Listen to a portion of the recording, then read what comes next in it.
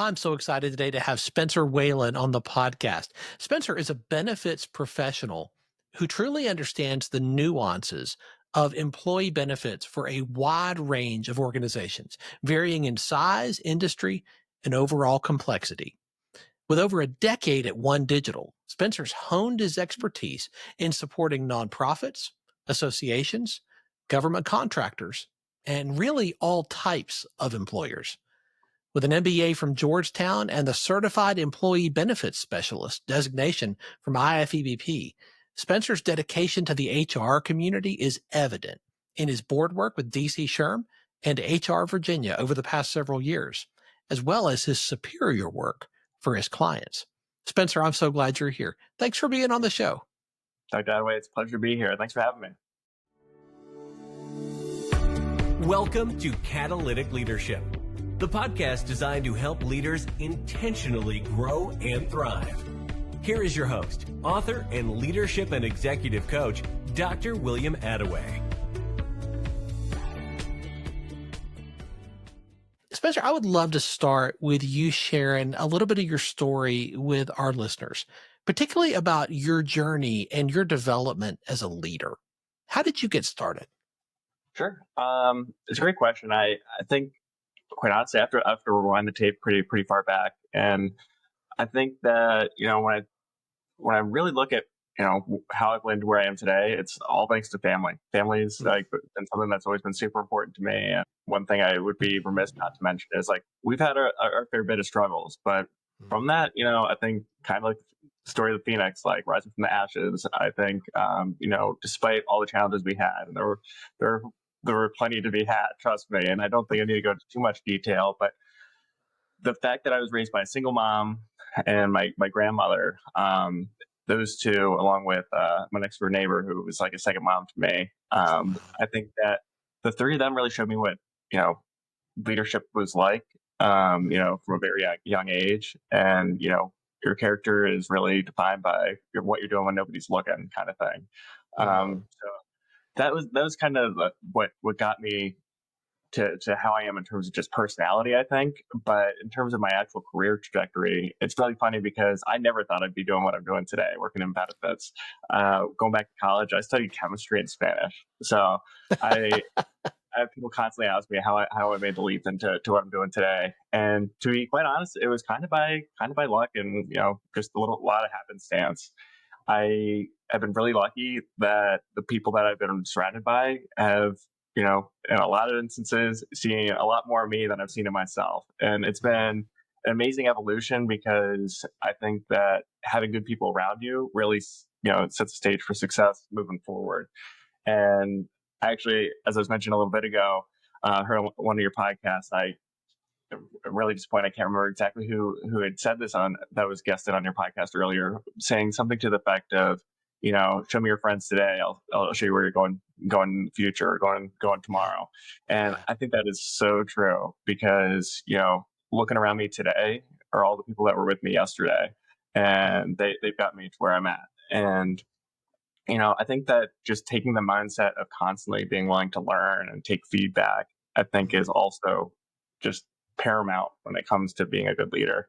And one thing that I'll probably say repeatedly today is my biggest key to success in leadership has been the ability to listen.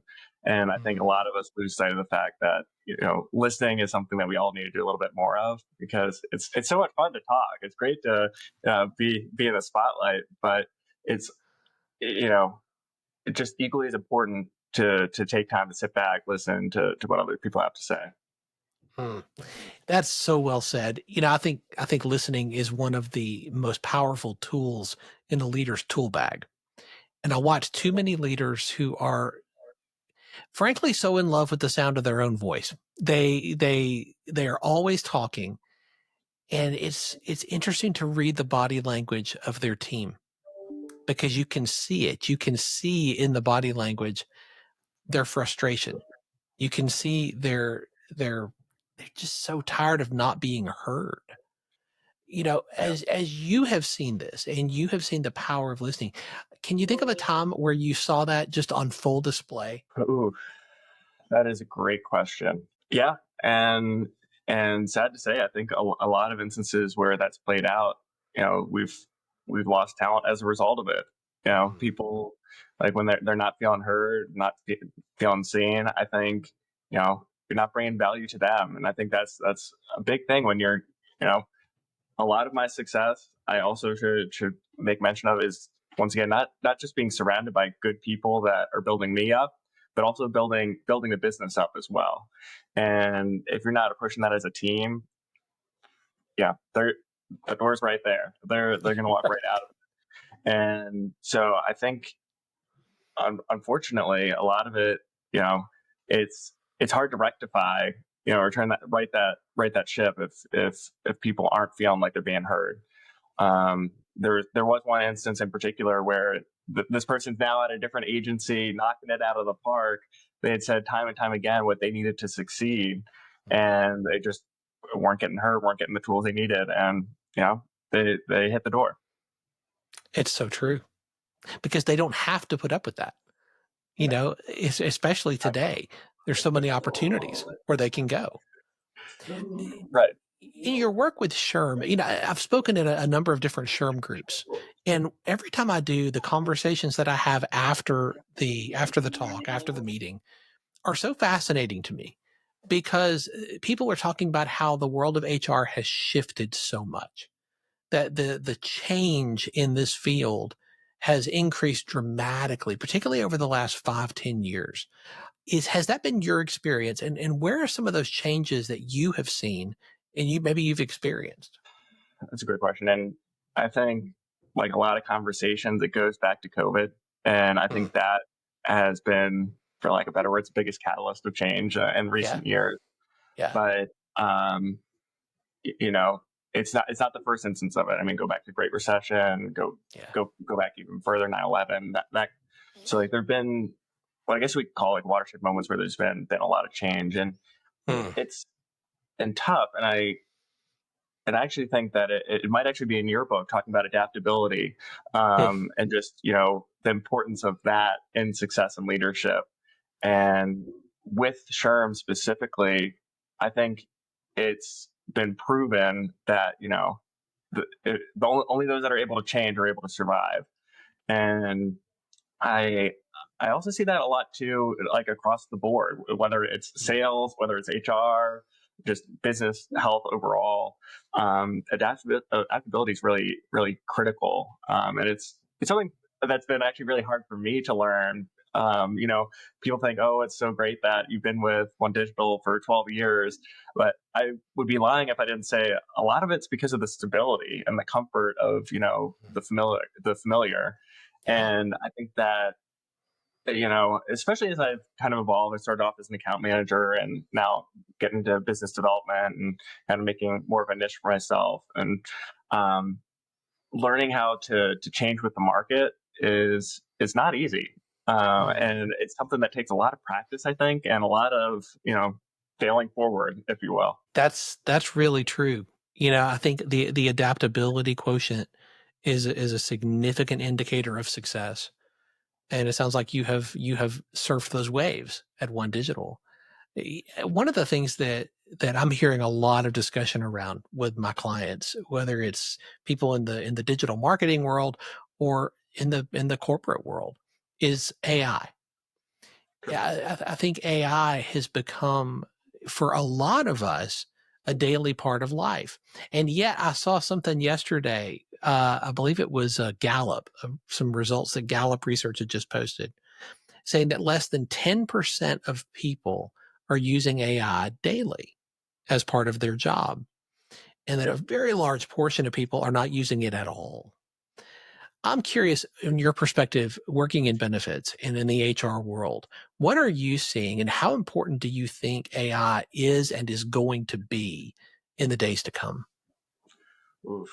It's one of those things where I think One Digital did a really good job of picking the name that it has. And I'll actually confess, the shirt I have on today is actually our dated name, One Digital Health and Benefits, because now we do so much more than that. And we actually brand ourselves as Workforce Solution Advisors.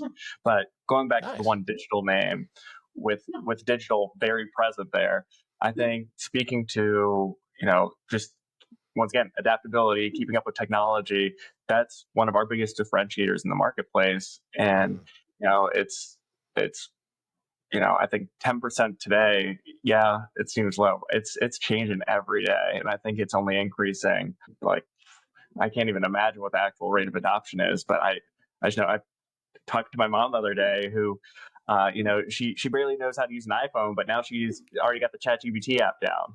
Um, That's and fantastic. I saw, so you're speaking of Gallup, I think it was, the New York Times had an article about AI recently, and it was talking about AI also is being used differently across generations, which is Yes. fascinating. How for millennials, it's more of a search engine, whereas for Gen Zers, it's more of an interface that they're using to actually do tasks for them. So it's interesting how, yeah. So we have the 10% that are adopting or using AI, but it's how are they actually using it is Mhm. another number that I'd be curious to see. Um, That's but true. I think that AI, it's here to stay. It's not going anywhere. And, um, I remember when it first came out, people said, "Oh, we got to stop AI. We got to get rid of it. Like it's going to destroy society." Blah blah blah blah blah. You know, the term somebody threw out was like, "All right, these are just the Luddites speaking." And Yeah. I'm not going to 100% get the story right, but the term Luddite I think came from around the time of the advent of the Industrial Revolution, Mhm. and people that were basically running around town destroying machines because they thought if they destroyed the machines, they were going to stop them from continuing to be built. But we all know how that turned out. I mean, Yeah. machines are more present than ever, and a lot of them are run by AI. And, sure you can slow the trickle, but there's a big flow behind it. So it's not a force that's going to be easily contained. But AI is something I'm really excited about. One Digital actually is a company, really been an industry leader on that front too. And I don't intend this to be a commercial by any means, but it's something that we're doing that is super cool, and that AI is not only powering our strategy that we're putting forward with our clients, but it's also being something that the employees of our clients are able to interface with. So it's just there's so many different facets to how AI can be used. I'm really Mm. excited about where it can go. That being said, too, I think that we do have to be very careful about how it's implemented. The edits that are around it, Yeah. the code that goes into it, to make sure that it is there to do good. Yeah. So I do want to have that caveat added on to the record as well. I think that's well said. I watch so many leaders who are wary of it, sometimes companies who are wary of it. I'm so glad to hear One Digital is leaning into it. I think that is a differentiator for you guys, and definitely something to be proud of. I think it was Carrie Newhoff that said that companies that refuse to change will become museums to a bygone era. Oh, that's good. I, I don't know any company that wants to be a museum to a bygone era. Nobody has that in their mission statement, right? And Yeah. and yet, when we resist progress, when we resist change in the Luddite way, that is exactly what we become. I was talking to a recruiter a few weeks ago, and this was fascinating to me. That's not the world that I'm in. And he was telling me that he is watching more and more people in their 40s and 50s who are being laid off from companies because they are not staying abreast of what's going on with AI. They're being laid off and they're being replaced with people who have the skills, the prompting skills, the experience with learning and just their willingness to learn it. And these are not junior people. Some of these are senior executives. That to me is pretty telling that there is an indicator, an early indicator light.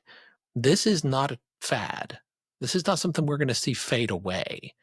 And our job as leaders is to move toward it and say, how can we do it, as you said, ethically? How can we Yeah. utilize this in such a way that is the right way to use it instead of what we have all seen can be some very unethical ways to utilize it. Oh, absolutely. And it's funny. I'm not sure if you intended to say, or if I took it to mean that AI is not a world you're familiar with or part of. But hey, we're all in this world now. We're That's it. like, 100%. yeah, that is kind of scary. I mean, once again, going back to adaptability and just constant willingness to learn. I think the learning curve has kind of steepened its incline for all of us, Yeah. and uh, I think that what can often be difficult when that happens is the piece of being ethical and having laws keep up with AI, having not even just laws but ethical policies that align with what's right by people, right by society.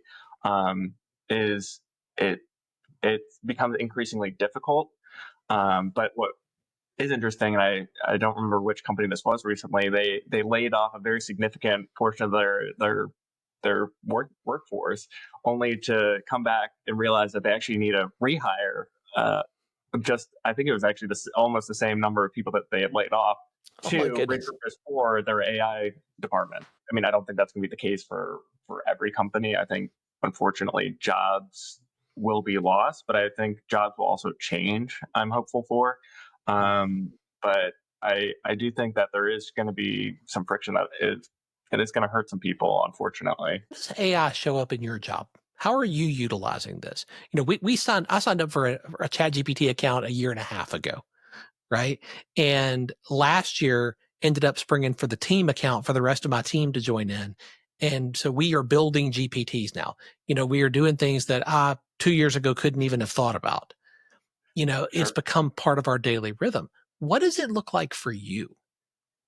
Oof. And I'll keep it to just me, because I'll talk a little bit about One Digital as well, but it'll Yeah. be easier for me to focus on my day to day, where, yeah, I've created my own GBTs that are able to help with everything from responding to emails to making sure that my schedule has like the right balance of, sitting down, having my head down doing work versus like out and about meeting with people. And it's fascinating because I've been able to really almost like reinvent my calendar to make sure that I have time to do the things that are most important to Mm. bring value and more dollars in the door, if you will. Yeah. And so we've been also really fortunate at One Digital, and this is going back to what I was talking about, how we're leading the way, is that we have these in-house tools that can help from everything from RFP writing to how to fine-tune strategy with our clients to optimize spend for employee benefits programs. And then we do have the employee facing tools that are essentially benefits counselors, people that back when I was an account manager, able to answer questions that took me 2 or 3 years to learn how to respond to. These chatbots are able to do in real time immediately, once given the right inputs. So it's been great because I have more time back in my day, and Mhm. even all the way up to the highest rungs of our leadership, they've said there's nothing wrong with giving people more time back in their day. I mean, if we can make you work more efficiently and get paid the same, like that's Mm. everybody wins in that model. Yeah. 100%. 100%. It it is such a game changer for me because it is an accelerator. It's an amplifier, a friend of mine says. It's an amplifier of what you have learned and what you know how to do. This gives you the ability to amplify that and to increase your efficiency in some ways that I think we really could not do before. I'd Oh love to yeah, hear how you're leveraging that. I think that's fascinating. I think one of the coolest ways is the just the ability to kind of be everything for everyone all at once, which Mm, before was not true. And yeah. we heard the exact opposite for all our lives, I think, until now. Yeah. And now there's a little bit of, and not to speak in absolutes, but there's almost this feeling of being able to be everything for everyone with AI. And the way that shows up is, using AI to be able to touch people like in multimodal fashion. So like whether Yes. it's by email, whether it's over LinkedIn or it's over X, formerly Twitter, like being able to use AI to help you do things that previously you'd only think, oh, I only have the energy to do email today, or oh, I only have Right. the energy to do LinkedIn today. And it's like, no, actually, like you can do all this at the same time, and you can change the tone across the platforms because goodness knows, like there's a different tone that you have to set for That's each good. mode of communication. So that's been great, especially, you know, like all of us, like have a very full calendar, and being able to find the time to do all those, and like it takes energy, it takes time to think of the content that you're pushing out. So it's been really, you know, refreshing to be able to simplify things, become more productive, and almost more productive with less energy required. Mm, I love that. Let's talk about that for a minute, about the rhythm that you have as a leader. You know, your business, your clients need you to lead at a different level today than they did 5 years ago. And that same thing is going to be true 5 years from now. One Digital is going to demand more of you. Your clients are going to need more from you. So is your team. How do you stay on top of your game? How do you level up with the new leadership skills that your clients, your team, One Digital are going to need you to have in the years to come? Oof. Um, hmm. See, I think, you know, always staying humble is the big thing. Realizing, you know, you you need the people around you to help build you up. And I think that um, being able to build a team that can make your operation scalable is also critical. And Yes. learning how to delegate, that was one of the toughest things I've learned in leadership is, Mm, you know, and it's funny too, because like I had to learn that lesson through the way I've kind of climbed the ranks is, mhm. you know, I do not function well if I'm being micromanaged. And I, Yeah. and I was realizing like I was kind of doing that to people that were supporting me, I was micromanaging them.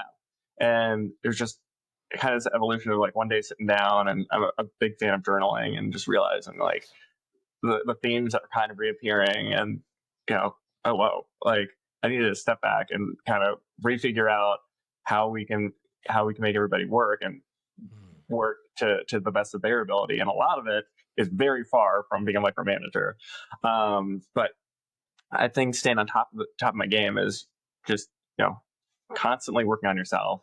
I yeah. can't speak enough to, you know, just trying to be better every day. You know, Mhm. I think getting up, working out, making sure that you're eating well, that you know, you're maintaining good relationships with your family. Um, you know, one big thing that I love about your podcast is the concept. There's a regular theme of, you know, religiosity, and you know, like the role that God could play. And Yeah. I'll say, like, I'm not particularly religious myself, but I'm what I would like to say is like very spiritual. And working for something that's much bigger than yourself is another thing I've heard a lot too.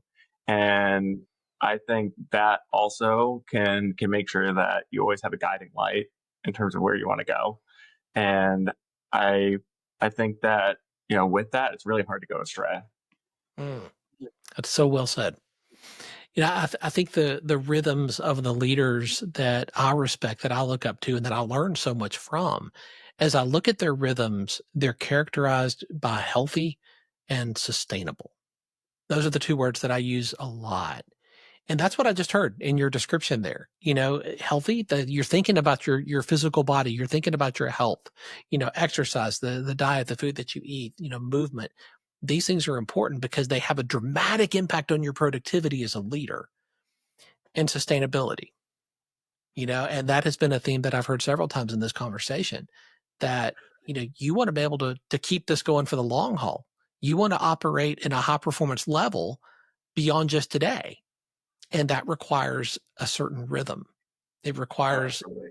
you know, focus, determination, drive, initiative, intentionality, but it also requires downtime, you know, and I think both are important. I think one thing that actually really sticks with me that this kind of reminds me of is very, very early on in working Spencer's career. And this was before I was, you know, working a 9 to 5. It was as an intern.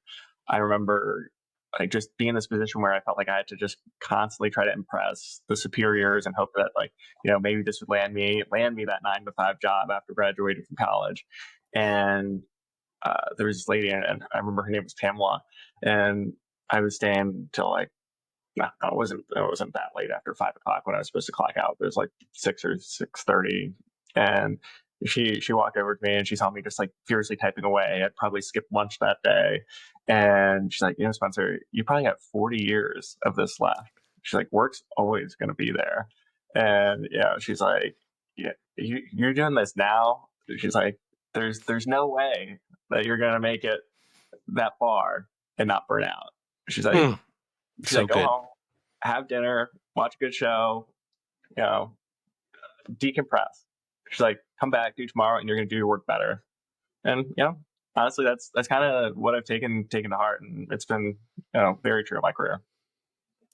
That's a gift, and I love that she did that. That she took the initiative to come to you and tell you that, because she was thinking about you and your long-term success.